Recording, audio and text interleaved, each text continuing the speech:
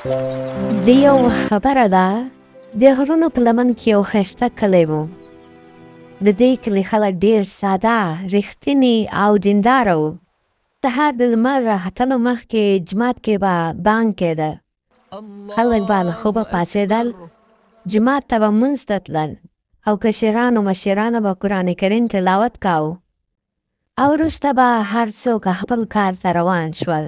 څوک کرنه، څوک مالدارۍ، څوک د کلي خدمت باندې بوخت و. په خوا کې یو لوی ښار و. په دې ښار کې ظالم بادشاه اوسېده. خلکو له حاله بېخبر و.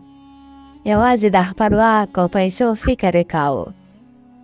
وزیرانو هم د هغه د خوښې کارونه کول. او په دغه حکومت کې انصاف کم او ظلم ډېر و. خو خلکو به په ډېره یره کې ژوند کاوه. هر کله به د کلي خلک ښار ته تلل، له هغوی څخه به یې بې ځایه مالیه اخیستله. بزګرانو به خپل حاصل بازار ته وړل، خو نیمه برخه به یې بادشاه سرتېرو ترې اخیسته. او همداسې ښار کې به دوکانونو څخه اضافي مالیه اخیستل کېده. دې سره خلک ډېر غمجن وو، خو د یرې له امله یې څه نه ویل. په دې وخت کې ظلم د قانون په نوم روان و.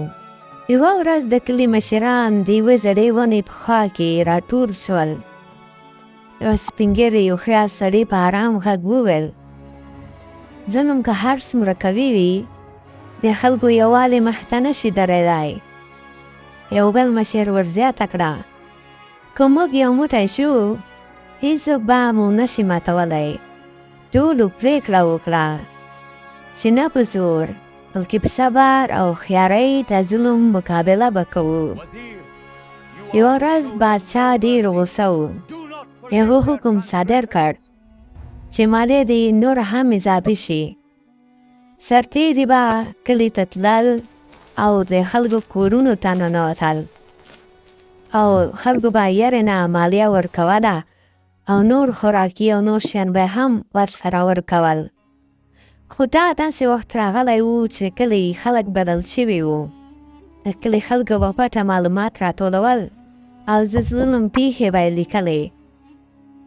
یوه ورځ په دربار کې ځینې رښتیني وزیران بادشاه ته راغلل او ورته یې وویل: ستا د لرې ځایونو خلک په ډېر یره کې ژوند کوي.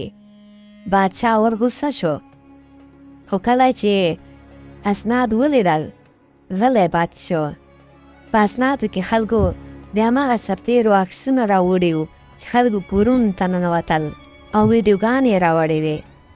بادشاه په شپه کې ډېر فکر وکړ، او د اول ځل لپاره یې د خلکو درد احساس کړ.